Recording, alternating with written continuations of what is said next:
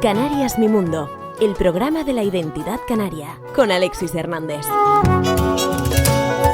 Saludos amigas y amigos, gracias por estar, acompañarme y dejarse acompañar. Aquí estamos en Canarias Radio con un nuevo programa, Canarias Mi Mundo. Hoy vamos a tener de invitado a un luthier que además ha ido un poquito más allá y ha dejado la artesanía, no de lado, pero sí llevándola de la mano a un nivel, digamos, distinto. Yo me atrevería a decir que superior. Hablo de mi querido amigo David Sánchez, uno de los luthieres referenciales en las Islas Canarias, que ahora presenta su última creación, el Imaginario. Y para eso he estado con él en su taller. David, cuéntame, ¿de dónde surge la idea de Imaginario? Y después de que me digas de dónde surge, intenta explicármela, en qué consiste. ¿De dónde surge primero? Sí, la verdad es que a veces es difícil explicarlo, ¿no? Porque son muchas cosas, pero es de la inquietud que siempre he sentido hacia otras disciplinas, de las artes plásticas como la arquitectura, la escultura, la pintura, incluso el diseño. Y bueno, la idea pues surge de crear esos puentes entre estas disciplinas y la lutería, todo ello intentando pues que la función y la intención artística estén presentes, con el objetivo primero de crear instrumentos distintos y segundo también reivindicar el papel creativo de la que tiene la artesanía en la actualidad, que se encuentra excluida de las artes plásticas y que bueno, que está condenada a otro tipo de espacios diferentes al de las artes. Entonces toda esta mezcla y amalgama han creado el imaginario, ¿no? Como muestra de que es posible y se puede hacer. Y sobre todo con la idea de acercarnos no tanto al por qué, sino al por qué no. ¿En qué momento tienes la sensación de que lo artesano, el oficio, se convierte en algo artístico? Sobre todo cuando tienes libertad de expresión. Es decir, cuando estás creando una pieza no tienes el hándicap, digamos, que está asociado a los productos más artesanos, ¿no? Entonces esa libertad hace que tú te acerques a ese mundo de expandido del arte, ¿no? Entonces ya pues puedes crear a través de la forma, de las texturas, de los colores, incluso usar otros recursos expresivos que normalmente no se encuentran en la artesanía, como por ejemplo la luz, uno de los materiales de construcción más sólidos del mundo y más resistentes. Entonces siento eso cuando yo puedo trasladar todos esos recursos de otras disciplinas a la lutería, y todo ello con el reto añadido de que tiene que tener una función práctica, porque al fin y al cabo los instrumentos deben funcionar, deben de afinar, deben de sonar, incluso deben de aportar nuevas posibilidades, y el reto es ese, ¿no? Y justo en ese momento exacto en el que yo puedo combinar todos esos recursos que tienen los artistas, es cuando siento que el artesano ya no rompe, digamos, los límites entre la artesanía y las artes plásticas. Uh-huh. ¿Cuál fue la primera vez que te planteaste eso? ¿A raíz de algo? Fue a raíz de un documental que vi de Polanski, que le hizo a Frank Gehry, un arquitecto muy famoso, en el que hablaba de esta forma de que los objetos pueden ir un poco más allá y acercarse más a la forma expresiva desde la función práctica. Y después descubrí, pues, a través de este documental, el Guggenheim de Bilbao.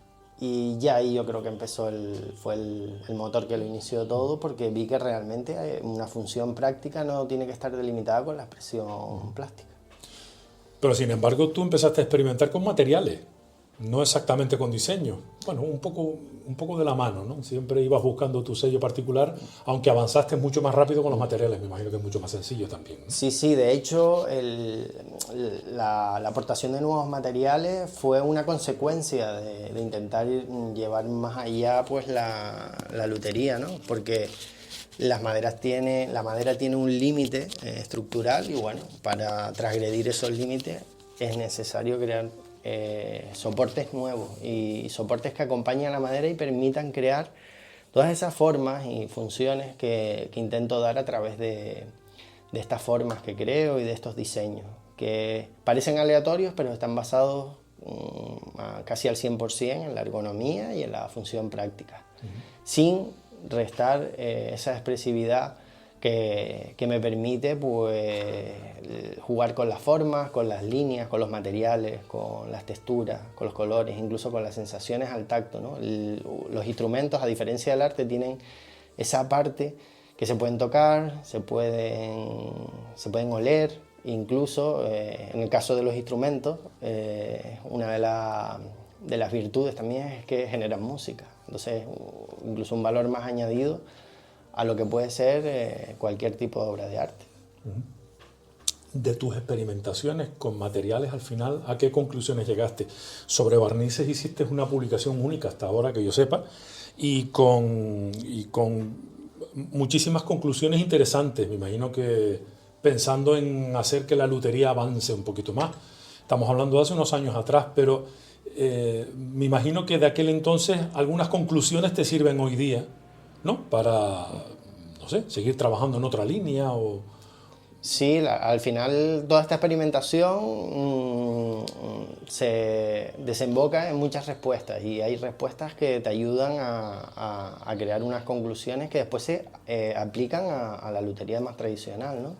Por ejemplo, en el caso de los materiales compuestos, como la que he investigado, fibra de carbono, Nomex, Kevlar, ahora forman parte del taller en reparaciones complicadas, en estructuras que permiten soportar un peso o tracciones de gran envergadura con pesos muy ligeros, bueno, y un largo etcétera. Todas estas investigaciones lo que hacen es aportar y añadir cosas a la lutería y permitir transgredir los límites sin perder ni un ápice de funcionalidad ni de expresión artística. Esas son las conclusiones a las que he llegado. Y aparte, creo que si existe un material nuevo o sale alguna novedad que veo, deberíamos estar obligados por lo menos a probarlo, porque sí que es cierto que después se descartan muchas cosas, pero las que permanecen te permiten incorporar a tu bagaje muchas más herramientas que al final van a revertir en los propios instrumentos. En cuanto a la madera, ¿en qué lugar se ha quedado? Sigue siendo la principal materia prima, ¿no? Sí, la madera es el soporte por excelencia. Lo que sí que es cierto que en este trabajo, en el imaginario, yo lo que hago es investigar y estudiar cuáles son las posibilidades, porque la madera no tiene, para mí, desde mi punto de vista, no solo tiene la capacidad acústica, que ya está demostrada a lo largo de décadas, sino que también tiene muchas más propiedades. La madera tiene textura, tiene color, tiene forma, incluso podemos... aunque no sean materiales nuevos, podemos transformarla con el conocimiento. Podemos hacerle acabados distintos, conseguir texturas diferentes. Tenemos a nuestra mano una gran gama de acabados, resinas naturales, etcétera, que permiten también, al igual que un artista o un pintor que crea sus propios pigmentos, pues crear distintos recursos expresivos. Y en ese sentido sigue siendo y será, por supuesto, la protagonista. De hecho, yo creo que todos los elementos que se incorporan, bueno, en el imaginario están, lo que tratan es de complementar a la madera, nunca sustituirla. Okay. ¿Te has empeñado en tener una identidad personal, un sello personal, una firma personal, evidentemente, en cada una de tus creaciones? Yo diría que prácticamente desde el principio, ¿no? De ahí que ahora estemos en la inminente creación de ese imaginario, ¿no? ¿Cuánto tuviste claro que el diseño jugaba un papel importante en lo que tú hacías? ¿Es más una cuestión de sentirte artista, de sentirte creativo, más allá de la profesión, necesidad de crear? ¿Por qué te llama la atención todo lo que tiene que ver con el diseño y de ahí buscar la conexión con otras disciplinas?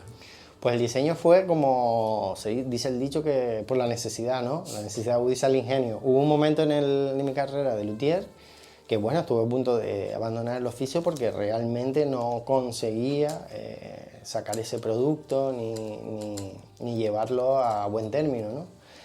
Entonces, a través de un curso, descubrí el diseño de producto y durante unos meses, estuvimos bastantes meses trabajando con un estudio Ochoa Díaz y Llano, y a través de ahí vi que era una herramienta muy poderosa y sobre todo me di cuenta de todo lo que estaba haciendo mal.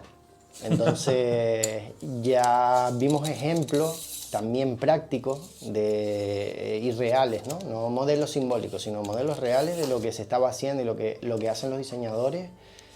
Y bueno, y los resultados sobre todo, ¿no? Entonces ese fue el impasse que a mí me permitió empezar a investigar, ¿no? A buscar cosas, porque yo sabía que eso funcionaba. Lo que ahora tenía que hacer era buscar cómo me funcionaría a mí. Entonces empezamos a trabajar muchas cosas y prácticamente a revolucionar todos los cimientos de lo que yo creía hasta ese entonces. Y fue ahí cuando ya empezaron a mejorar las cosas, a conquistar más espacio, a que la gente reconociera el trabajo, a que pudiesen tener salida los instrumentos. Y toda esta vorágine, digamos, creativa me llevó a descubrir todo eso, ¿no? Que de la escultura, de cómo se trabaja, los volúmenes, cómo se combinan los materiales, cómo funcionan los contrastes. Bueno, una serie de herramientas que fui aplicando a los diseños e intentando hacer esta imagen no, digamos que filosofía que tengo, porque tenía claro en un principio lo que quería ser distinto, y lo único que no tenía es esas herramientas para conseguirlo. Entonces yo creo que el punto de partida fue ahí, ¿no? Bueno, descubrí cómo se hacen las cosas de verdad. O sea, que estabas buscando algo más que una firma personal. Que también, por supuesto. Exacto, sí. De hecho, la imagen corporativa fue después, posterior. Lo que quería era establecer una filosofía que fuera reconocible. Y lo que persigo ahora, antes, durante, yo creo que después va a ser un lenguaje expresivo propio. O sea, que reconozca mi lenguaje. Pero ya eso creo que lo has conseguido, ¿no? Sí, hace tiempo. Están los cimientos bien consolidados. Pero bueno, es un proceso de muchos años y de ir construyéndolo, ¿no? Y bueno, es un reto para mí y intentar conseguirlo, pues es el objetivo, ¿no? Y lograr ese lenguaje es complicado. Es como cuando ves un cuadro de Sorolla, ¿no? Que ves la luz y ya sabes que es de Sorolla. Entonces la idea fue un poco esa, ¿no? Desde el principio, los inicios, hasta el día de hoy, que seguimos batallando en ese aspecto, ¿no? En crear ese imaginario basado en mi lenguaje propio. ¿Cómo empezó? Con la pala. Empezaste con unas palas distintas, con las bocas, con alguna. Es que suele ser donde primero se pone la firma, ¿no? Exacto. Empezaste con eso, ¿no? Sí. Casi que me imagino que de necesidad, jugueteando o sencillamente imitando a otros creadores, ¿no? Exacto, sí, siempre al principio un poco, porque no tienes referencias, nada sale de la nada. Entonces sí, al principio lo que hacía era pues buscar bocas de constructores y a partir, por ejemplo, de los patrones que ya estaban hechos, pues añadir cosas nuevas, ¿no? A veces añadía un material distinto o me iba a las ferreterías buscando materiales para incrustar o... Bueno, hice un montón de cosas, ¿no? Y ya después, a raíz de que empecé a revisar todo este material de arquitectura, de escultura, de todas estas ramas, pues fui añadiendo elementos de esas ramas propios. Y veía que me gustaba y que funcionaba, por lo menos para mí, en el instrumento. Y después ya me di cuenta de que necesitaba un proceso. Y ya ahí es cuando empieza mi proceso creativo, que es muy particular. Yo no soy un luthier al uso, yo no empiezo a trabajar la madera. Empiezo bocetando, empiezo dibujando, después hay que maquetar. Mi proceso es como una amalgama de muchos procedimientos de las distintas disciplinas, porque veo que me funcionan y que permiten crear esos instrumentos. Entonces hay que bocetar, hay que maquetar, hacer un prototipo y después ya se pasa a la madera. Y una vez que está en la madera, pues ya sí que seguimos el proceso de fabricación normal del luthier. Hay instrumentos que has hecho para que no sean tocados, aunque se pueden tocar, ¿no? Sí, bueno, todos los instrumentos, la premisa en este taller es que se puedan tocar. Sí, pero no lo has creado con ese objetivo exactamente, ¿no? Casi sí. Debe cumplir esa condición, Exacto, ¿no? debe cumplir esa condición. Pues si no, no serías luthier. Exacto. Sobre todo los primeros sí que estaban orientados más a la investigación, a ver si funciona, ¿no? O sea, es decir, no tenían una presión comercial, no tenían presión de que fueran totalmente operativos. Esa parte de instrumentos sí. Y gracias a ese estudio, ahora sí que todo el diseño, o sea, todo lo que sale de aquí, incluso procuro dar más posibilidades técnicas. ¿Por qué? Porque normalmente se miran desde el prejuicio.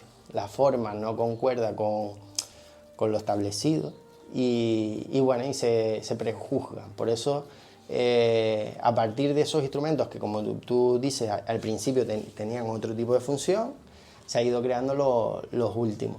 Y sí que es cierto que, por ejemplo, no los instrumentos, pero por ejemplo los procesos de maquetado, ahí sí que se juega más, hay más libertad. ¿Qué es un proceso de maquetado? El maquetado es cuando pasa el objeto del soporte de papel, a la realidad. A la realidad. O sea, se pasa de 2D a 3D. Vale. Entonces, ese proceso de maquetado me permite a mí ver la ergonomía del instrumento, la expresión plástica del instrumento y la función práctica. Y ese instrumento, en ese proceso de maquetación, ya es un instrumento, aunque no esté terminado, o es una especie de prototipo sobre el que trabajas. Es un prototipo, incluso... Pero lo haces con los mismos materiales. Normalmente se suelen usar materiales de maquetado de arquitectura. Por ejemplo, cartón, cartón pluma. Ahora tenemos materiales sintéticos que podemos moldear a través del calor y podemos establecer ahí las formas básicas, las primarias. Y después de ahí ya se pasa pues al plano, ¿no? El plano que te permite establecer por lo menos el eje vertebral del instrumento. Ya después siempre hay partes que esto forma parte de la escultura que son más libres, ¿no? Tú vas viendo más o menos a medida del proceso. Pero sí, el maquetado no es un instrumento y te permite jugar. Hay, por ejemplo, muchas cosas en el maquetado que no son funcionales y que se retiran, pero que visualmente están muy bien. Entonces, por ejemplo, esas maquetas ahora las estoy intentando incorporar a otros espacios, como por ejemplo el arte, ¿no? Que no tiene que tener esa función eminentemente práctica, sino que puede ir un poquito más allá y tener más libertad. Ahora estoy haciendo una serie, por ejemplo, que saldrá en el libro, que se llama Juguetes Sonoros. Y me permite a mí pues un poco investigar con los sonidos y con las formas y dar otro valor a los instrumentos, más allá del puramente musical, exacto. Entonces, ahora estoy con esas dos vertientes. Bueno, vamos a centrarnos, si te parece, en imaginario, ya que me estás hablando de ese libro. Para empezar hay que decir que no es un libro al uso. No. Digamos que, como en toda la filosofía mía, bebe de muchas fuentes, desde el libro objeto hasta el fotolibro o el libro de artista. El concepto del libro es que el libro sea una pequeña escultura que contenga una historia.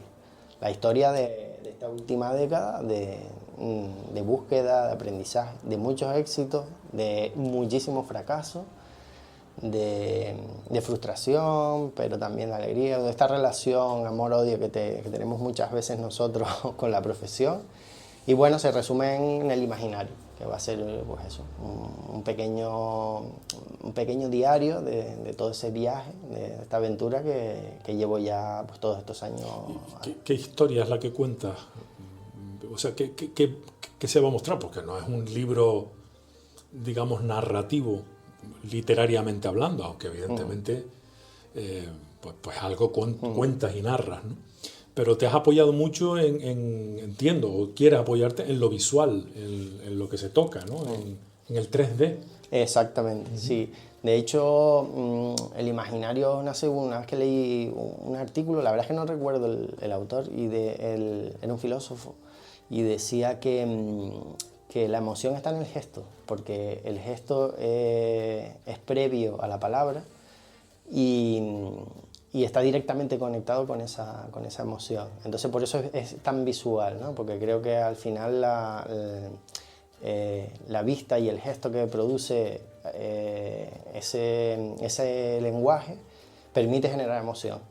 Entonces lo que hemos tratado es reunir una serie de obras, digamos, las más representativas de todos estos años y explicarlas de forma que el lector pueda entender o acercar al lector no a la pregunta del por qué, ¿no? Sino a la pregunta del por qué no. Y por qué no hacer esto o trabajar desde estos límites. Y en ese sentido pues narra la historia del luthier, por un lado, una pequeña introducción, y después la historia de cada instrumento, porque a diferencia de otros luthieres, los instrumentos tienen nombre, están titulados y tienen una historia detrás que sustenta pues la fabricación del instrumento.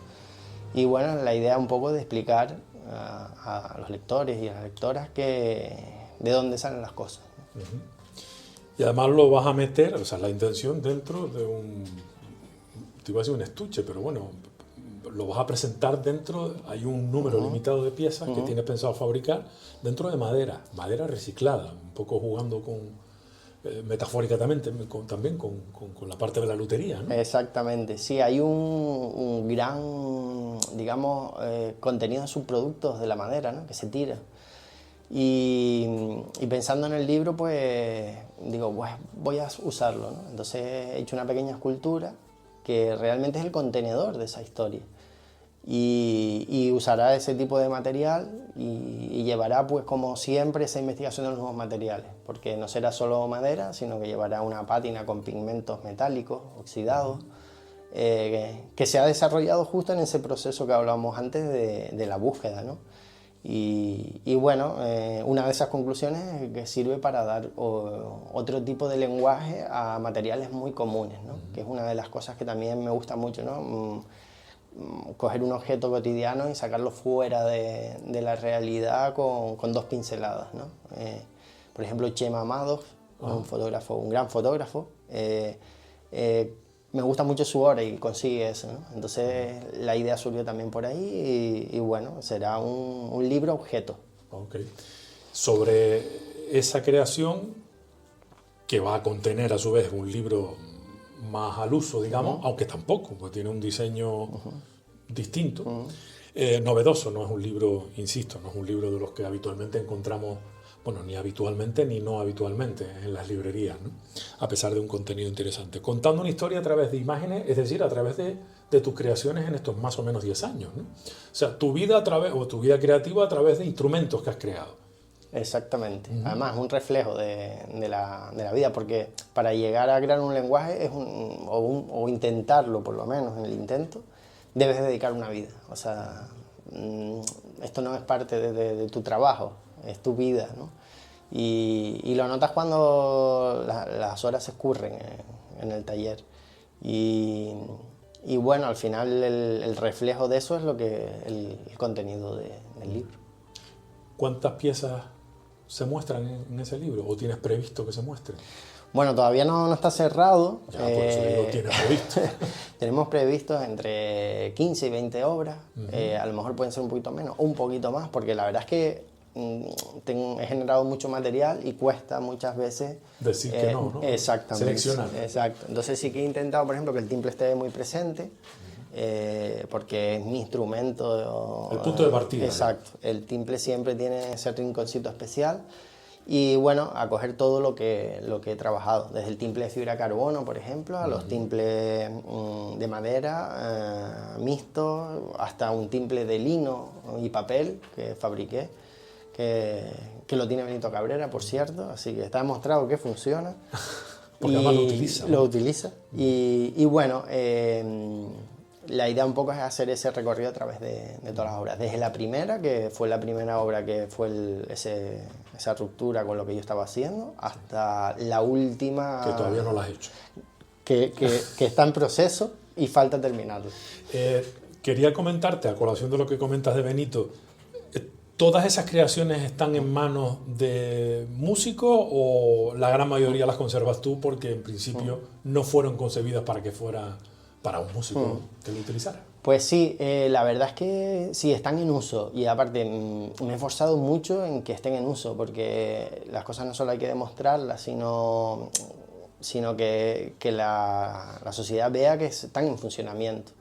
Benito Cabrera toca ese tipo de instrumentos, después muchos tocadores, están en el espectáculo Pieles, también en el último que sacaron de la compañía Laboratorio Escénico. O sea, que no son tuyas, ¿no? No, desafortunadamente no. La verdad, bueno, las has vendido, digo yo. Sí, se han vendido. Lo que pasa es que hay una cosa que no debo hacer, pero que siempre me pasa, que me cuesta mucho desprenderme de estas obras, porque son obras que únicas para empezar. Y tarda, es un periodo muy largo de fabricación.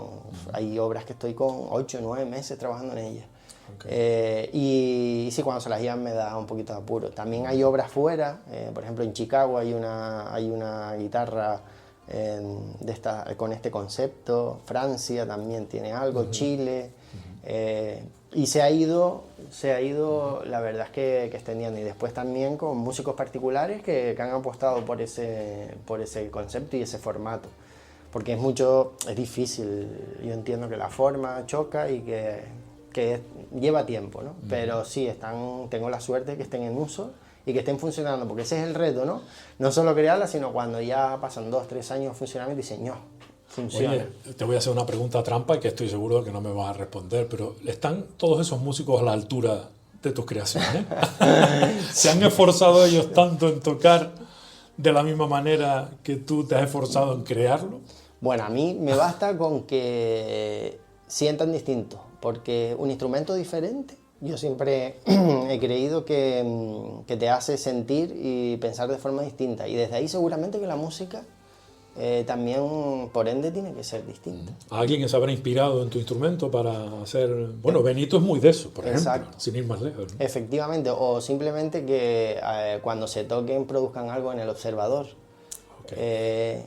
Porque al final y al cabo el objetivo para mí siempre ha sido la emoción, y creo que es un recurso añadido además a la música, porque no solo emiten el sonido de cualquier instrumento normal, sino que tienen esa parte de ir un poquito más allá y de crear cosas en el espectador. Lo hacen otras disciplinas, el teatro usa la escenografía, por ejemplo, o la atrezo. Es un recurso más que en la lutería nunca se ha explotado, y que yo lo exploto también. Desde luego. Imaginario. ¿Por qué imaginario si ya son realidad?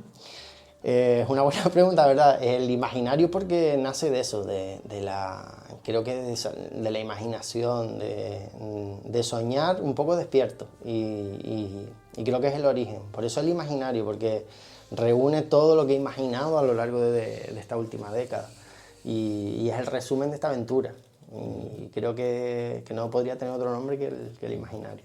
Estamos asistiendo al nacimiento de este proyecto que todavía está, yo te diría que ni tan siquiera en pañales, o sea, no está tomando forma. Y has decidido apostar por un concepto crowdfunding de micromecenazgo, de que los que estamos interesados en el producto podamos, digamos, adelantar el compromiso de compra a un producto y un proyecto dentro de un proyecto que, bueno, no es que sea barato ni caro, pero desde luego hay cosas que creo yo que merecen la pena o no merecen la pena. Pero vamos, no es un proyecto al uso, no es un libro habitual, no tiene un contenido habitual, en consecuencia no puede ser un formato habitual, ni tampoco tiene que tener unos costes habituales, ¿no? Porque al crear algo único no hay molde, hay que hacer el molde. Sin embargo, tienes plena confianza en tu propia red cercana, ¿no? De contactos, músicos, amigos, evidentemente más allá de la familia y de los cercanos. Y has apostado por el crowdfunding porque entiendo que también hay cierta demanda por parte de tu público, ¿no? ¿O esto se te ocurre exclusivamente a ti?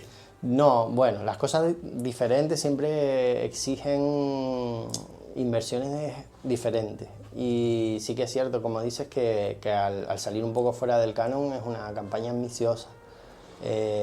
Ambiciosa en el sentido de intentar hacer cosas diferentes. Y por primera vez. Y por primera vez. Que es lo que encarece todo, ¿no? Exacto. Es que El imaginario es un libro de lutería que no va de lutería.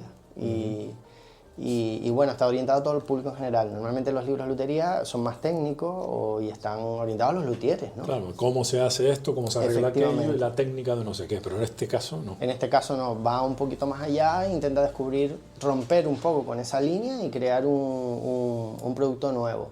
Sí que es cierto que muchos clientes cuando ven los instrumentos me dicen, pero no hay fotos de esto, pero yo no me puedo llevar un catálogo de esto. Y claro, para mí hacer un catálogo es básicamente imposible porque no hay dos piezas iguales. Y aparte de que es un dineral para hacer una cosa bien hecha. Exactamente. ¿No? Entonces lo que he hecho pues, es crear este imaginario. ¿Por qué? Porque es un resumen de todo lo que he hecho. Y bueno, lo que hemos intentado es apostar por la calidad. Calidad en la maquetación, calidad en los materiales, calidad en el concepto, que añade ilustraciones. Es decir... Cuando dices ilustraciones, hablas de ilustraciones, no de fotografía, material... Exacto, sí, por ejemplo, de las dos cosas. La portada es una ilustración. Vale. No es la típica portada con elementos de los instrumentos, es decir, no se ve un puente, no hay una boca armónica, no hay un clavijero, no hay una foto de un instrumento. Es una ilustración de Maite Durán, que es la que lleva la parte de la maquetación y la edición, porque eso es otra cosa. Eso no te has encargado tú, claro. No, he querido reunir a los profesionales de cada... o los profesionales con los que he sentido la empatía y que han entendido el proyecto. Y Maite Durán y Roberto han sido los dos claves que han permitido hacer el imaginario realidad, porque uno tiene pensado una cosa en la cabeza, pero darle forma a veces cuesta porque no tenemos los recursos esos, ¿no? No es lo mismo que o porque sencillamente no es tu lenguaje, ¿no? Efectivamente. Entonces, a través de ello sí que se ha reconducido y canalizado y se ha puesto presa a todo ese desborde que yo a veces tengo, que voy más rápido a veces de lo que puedo hablar. Y bueno, ellos dos han sido los que han puesto ese cauce. Y claro, todo eso genera un gasto que yo no pude asumir. Por eso la campaña de crowdfunding. Para ver si entre todos, tanto los que me han comentado si iba a salir algo, como los que me siguen en el trabajo y les gusta, pues se ha materializado en esa campaña que intentaremos sacar y apostar por lo menos por sacar un libro diferente desde Canarias, que es otra cosa complicada. ¿Por qué es complicado desde Canarias? ¿Me estás hablando de la parte burocrática, económica o me estás hablando de la creatividad? La creatividad no creo que sea, porque creo que Canarias tiene mucho talento. Bueno, pero también hay mucho talento que no termina de curtirse, ¿no? Y que se queda a mitad de camino, porque... Sí, porque es difícil, ¿no? Es complicado y exige mucho compromiso personal. Ser creativo. Ser creativo no es me levanto un día y tengo una idea. Es trabajo, y después cuando terminas de trabajar, un poquito más en trabajo. Entonces, en ese sentido... O sea, que lo del talento es un 1% y el 99% restante exacto. Es el trabajo diario. Paco de Lucía tenía una frase muy buena que decía 10% de inspiración, 90% de transpiración. Y efectivamente es así. A sudar la gota gorda. Efectivamente. Y desde Canarias, ¿por qué? Porque es más caro importar. Si quieres hacer algo fuera de lo normal, normalmente tienes que recurrir a transporte fuera. Yeah.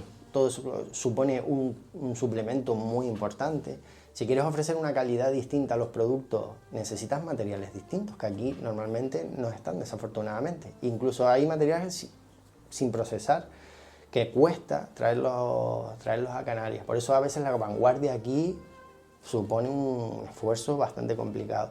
Entonces por eso siempre digo que el imaginario es un libro de vanguardia hecho desde Canarias, con todo lo que eso implica.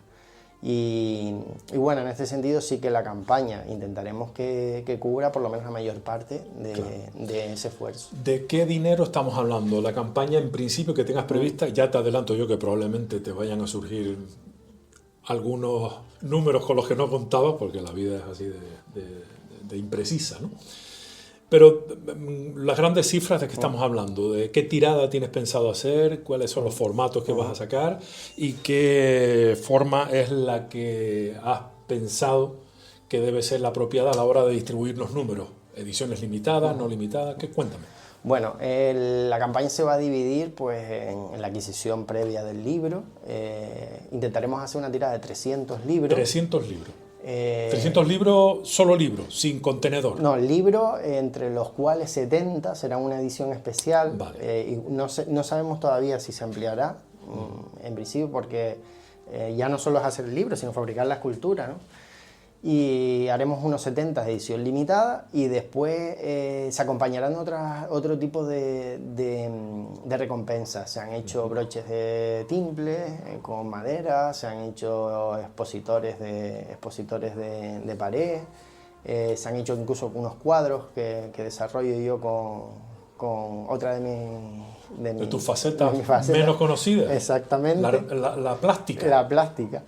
Y bueno, intentaremos que el libro acompañe todo eso. También hay hemos sacado 4 instrumentos a la venta en edición especial. ¿Qué instrumentos? Un timple de caja de puro y un timple eléctrico de concierto y un timple con el lenguaje del imaginario, para tener un poco ¿Con el lenguaje cubierto. del imaginario? Sí, porque el imaginario trata el lenguaje de los instrumentos de la parte plástica.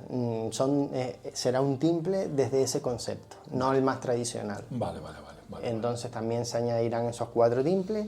Y después también hay un apartado que es para la gente que quiera aportar de patrocinio, sí, en el que se podrán poner, pues, que estamos entre 5 o 6 logotipos de las empresas que quieran colaborar.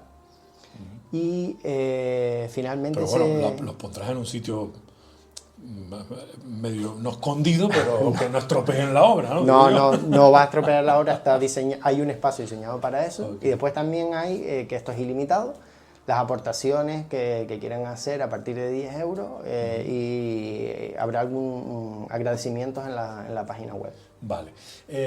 Por lo que estoy escuchándote, entonces, más que un proyecto crowdfunding o de micromecenazgo, por decirlo en español, para un libro imaginario tan especial, es un poco un apoyo a la creación de David Sánchez, ¿no? Porque va más allá de un libro, de este imaginario, por muy especial que sea, ¿no? Sí, al final es crear... Es apoyar tu creatividad. Y aparte de eso, es crear entre todos el punto de partida para demostrar que la artesanía puede ir más allá, que no simplemente es mano de obra especializada. Y también parte del hecho de demostrar que la artesanía puede conquistar nuevos espacios. No siempre la feria o no siempre la exposición pequeña, sino que puede ir más allá, que trabajando duro y buscando nuevos lenguajes se pueden conquistar muchos espacios. De hecho, por ejemplo, una de las obras del imaginario ha estado en una Bienal de Arte en Portugal, en un concurso internacional, quedó finalista. Que era además novedoso desde el punto de vista competitivo, porque nunca un instrumento, entre comillas, musical había competido con otro tipo de obra. Ya no solo el instrumento, sino... el concepto, ¿no? Y ningún artesano había estado en esa Bienal. Una Bienal con un periodo de historia bastante amplio. También este tipo de instrumentos han estado en museos a lo largo de todo el territorio peninsular, Málaga, Jaén, Barcelona, etc. Entonces, no solo van a contribuir a esta creatividad mía, que sí que es cierto, sino también a apoyar eso y a hacerlo tangible a través del libro.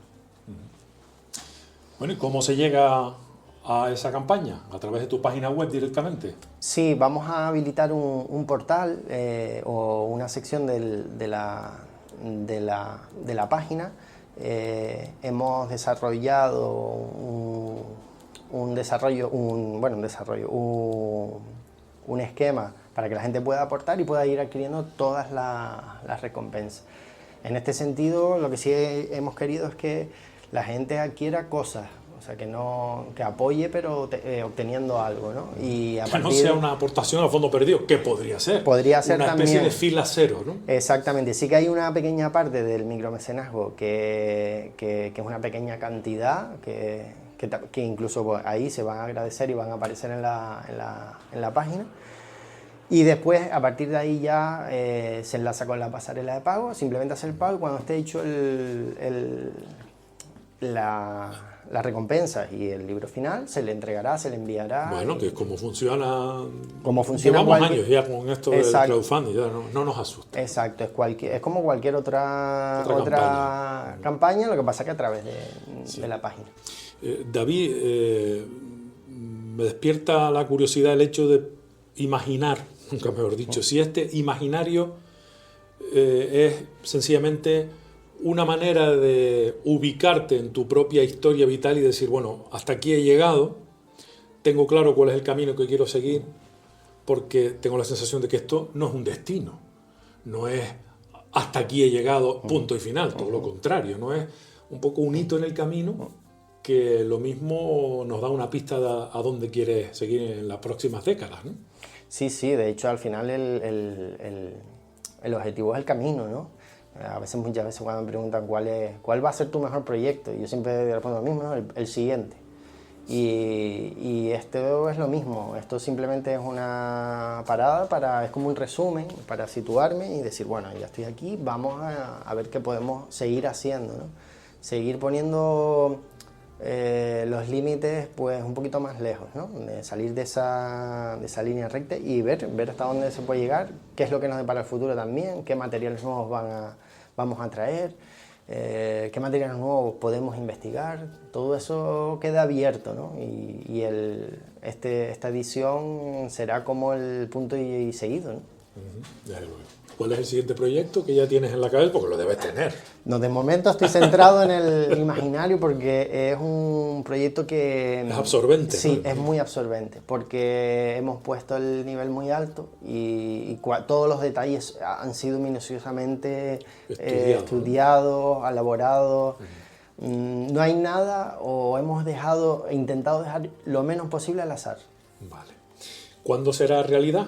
Si todo sale bien. Bueno, pues la verdad es que justo ha coincidido hoy en que lo más seguro es que hoy a última hora de la tarde ya se ponga en marcha. Arranque la campaña que tienes previsto, que será de 2 meses, 3 meses. Sí, en teoría unos 40, 50 días. Después, como tenemos la flexibilidad de ampliar, no sabemos si vamos a ampliar, esperemos que consigamos el objetivo, pero sí, más o menos será ese periodo para poder mover la campaña y que la gente se entere. Y suponiendo que en estos primeros 2 meses se cubra los objetivos, ¿cuánto tiempo vas a tardar en que sea realidad cada una de las recompensas, entre otras el propio imaginario, el propio libro? Pues nosotros calculamos unos 3 meses. 3 meses más. O sea, en verano. Sí, en verano, si conseguimos los objetivos, tendremos la obra física. Porque, ya te digo, lleva un periodo bastante largo de impresión, porque el material ya está hecho, o sea, está maquetado, ahí están las portadas, está el contenido, la fotografía, bueno, hay mucho avanzado ya que se ha cubierto antes de la propia campaña, que eso ya sí que lo he podido asumir yo con mucho esfuerzo, pero bueno, ya está, ¿no? Ahora el último empujón pues será eso, a lo largo de, si se cumple el objetivo, a lo largo de esos 3 meses, intentaremos hacer realidad. Ok. Un imaginario que te va a mantener ocupado durante todo este tiempo y que una vez más te dejará un poco distanciado de la artesanía pura y dura, de la lutería pura y dura y exclusivamente dedicada a la creación de instrumentos para que sean utilizados, digamos que a gran escala. Lo que no vas a dejar a un lado es tu vocación también docente, ¿no? Porque estás impartiendo cursos, enseñando, no sé si es porque eres maestro de escuela o porque eso ya lo lleva intrínsecamente dentro de ti, lo de ser creativo y compartirlo a ver si alguien más se anima, ¿no? Eso sí que lo mantiene vigente, ¿no? Al 100%. Sí, claro, yo creo que cuando estudié la carrera ya me hice maestro, ¿no? Aunque ahora luthier está más emergente, pero sí, siempre he tenido esa pequeña vocación, ¿no? Y sí, compagino la lutería con ese ámbito de enseñar un poco lo que uno va aplicando, ¿no? Y las respuestas que va consiguiendo. no solo para enseñar, sino también para incentivar a la gente que pruebe, ¿no? Que probando es como se consiguen las respuestas, ¿no? Ha pasado a lo largo de la historia en muchas empresas, gente que ha hecho las cosas importantes es la que se ha arriesgado, ¿no? Y un poco intento inculcar eso, ¿no? Que es la filosofía que yo tengo, ¿no? De arriésgate y vamos a ver lo que pasa. ¿Es difícil? Sí. ¿Cuesta trabajo? También.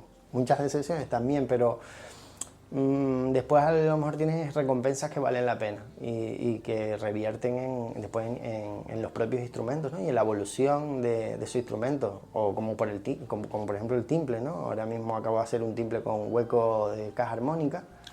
El brazo es una caja que acompaña a la tapa y a los fondos, bueno, a la caja armónica en general.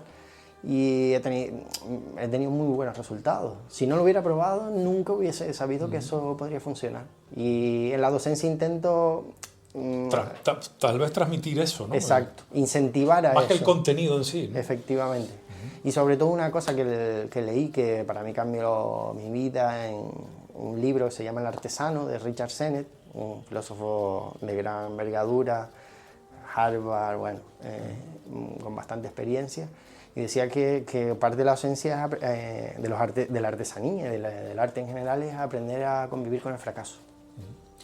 De hecho, en el fracaso es donde están las respuestas, ¿no? Exacto. Y él habla del fracaso saludable, ¿no? Claro. Porque la sociedad siempre nos invita a pensar que el fracaso es algo malo, pero no es así. Entonces, parte de la docencia que hago es también cimentar eso, ¿no? Que el fracaso es bueno. Y que no... a incorporar herramientas que no permitan que haya frustración, sino observación y después replanteamiento. Okay. Oye, ¿cuándo vas a incorporar a este taller una impresora 3D? Ya lo habrás pensado. Sí. Bueno, no sé si la tienes escondida en algún sitio. De hecho, ahora estoy estudiando un ciclo de diseño, un ciclo superior de diseño. ¿También estudias? También estoy estudiando. Y bueno, llevo 2 años ya, justo ahora termino. Y también ha servido para meterme más en profundidad con las nuevas tecnologías, ¿no? Con los programas de diseño, ¿no? Y sí, la verdad es que dentro de poquito creo que el CNC será otra herramienta que incorporaré. Perdona, el CNC es un... CNC, que es sí. un compuesto. No, el CNC es un centro de control numérico. Ah, vaya. Entonces tú puedes diseñar a través de los programas y prototipar. Entonces, ahora hay programas, yo trabajo con uno que se llama Fusion o el AutoCAD, que incluso te permiten hacer pruebas de esfuerzo.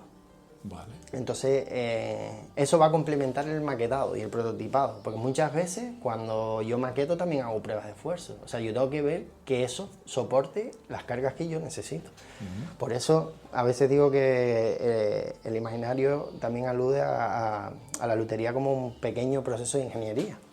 Bueno, lo es, ¿no? Efectivamente. A su escala lo es, desde luego. Exacto, y entonces pues toda esa parte es ya un complemento de mi taller. De hecho, los últimos instrumentos, los trasteados para conseguir un afinado correcto, se han hecho a través de este tipo de programas, que nunca la mano humana va a conseguir esa precisión, ¿no? y esos márgenes de tolerancia tan bajos. Es curioso, ¿no?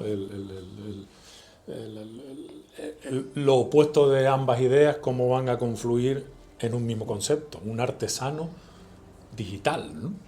También. Exacto, yo creo que al final son disciplinas, por eso se une todo, ¿no? Y he intentado tejer esa malla, porque hay herramientas de distintas disciplinas que mejoran el trabajo y es evidente. Por ejemplo, está la del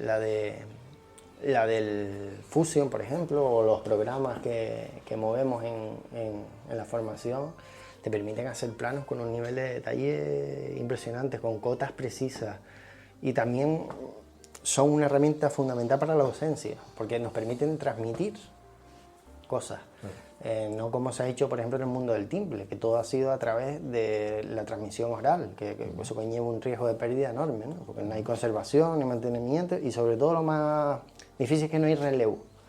Hay muchas tradiciones que se pierden. Por ejemplo, aunque mis instrumentos parezcan muy evolucionados, el 80% están basados en la tradición. Sigo usando goma laca en los barnices. uso barnices naturales, huesos de camello, de tibia, conchas procedentes de nuestros mares. Todas esas técnicas intento rescatarlas y que perduren en los instrumentos, aunque sean con ese lenguaje. Entonces yo creo que al final el diálogo coherente entre todos creo que puede producir grandes cosas. Como el imaginario, por ejemplo. Como el imaginario, que es un producto de eso, ¿no? De tender esos puentes. De hecho, la portada es una rama de un árbol con esas líneas que tejen, esa forma de conectar todas las disciplinas, ¿no? Para terminar, nombremos al equipo. ¿Quiénes forman parte del equipo? Me has nombrado a Roberto, a Marta, creo que a Maite Durán, creativa, Maite Durán. Roberto Michael, que ha diseñado toda la campaña, las páginas web, el soporte, la parte creativa de Maite Durán, y bueno, un servidor que es el que pone la chicha, ¿no? El que ha hecho las cosas esas o la obra, ¿no? Okay. También Maite se ha encargado de toda la parte fotográfica, entiendo. Ha habido un compendio, Maite ha hecho fotografía, pero también tengo que destacar que han colaborado Jonathan Rodríguez, director de Pieles, y también Estefanía Costa Galván, que es una fotógrafa, que trabajó conmigo en los primeros inicios, sí, y entre todos pues hemos creado eso. También hay una parte que acompaña al imaginario, que son unos vídeos que ha elaborado Jonathan Rodríguez junto con Jonás Super Estéreo, que tiene un estudio y es un gran técnico de sonido, para demostrar un poco que realmente... un proyecto multidisciplinario. Exacto, y que el lenguaje expresivo no está reñido con la función práctica. Y después también agradecer a los participantes del vídeo, como Benito Cabrera, José L. del Pino, Tomás Fariña, muchos músicos. Tus músicos de cabecera, ¿no? Exacto. Bueno, más bien eres tú su luthier de cabecera, ¿no? o uno de ellos. Uno de ellos, sí. Y también han participado sin ningún tipo de problema.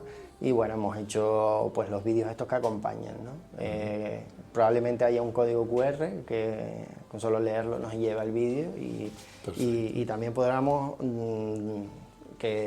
conseguir que el imaginario esté vivo, ¿no? A través de esos vídeos. Desde luego. Tu página web, davidsanchez. DSLuthier. ¿Luthier con H intercalado o sin H? Sin H. Escrito en español. Escrito en español, exacto. DSLuthier.com. Ahí se meterán y nada, desde que entren en la página los dirige a la plataforma, toda la información, etc. David, muchas gracias, amigo mío. Nada, gracias siempre a ti por la oportunidad y el espacio. En Canarias Radio La Autonómica, Canarias Mi Mundo, con Alexis Hernández. Bien, hasta aquí nuestro programa de hoy. Te dejo en las manos, nunca mejor dicho, de Benito Cabrera y de una de sus creaciones musicales. Me refiero a un tema que estoy absolutamente seguro te va a encantar. Hoy te invito a compartir El Lebrillo, así es como tituló esta creación musical interesantísima y en el que, por supuesto, el timple tiene el protagonismo. Nos marchamos y lo hacemos con esta música y con el sonido del timple, insisto, como protagonista, y recordándote que para ser uno de los que se convierta en mecenas del proyecto de David Sánchez, El Imaginario, podemos acceder a su página web. Apunta, DSLuthier, escrito en español sin H intercalada, .com, DSLuthier.com, y a partir de ahí se abre un mundo de posibilidades en el que también podemos sentirnos nosotros partícipes de esta creación artística única y pionera en Canarias. Un abrazo, hasta el siguiente programa. Canarias Mi Mundo, el programa de la identidad canaria.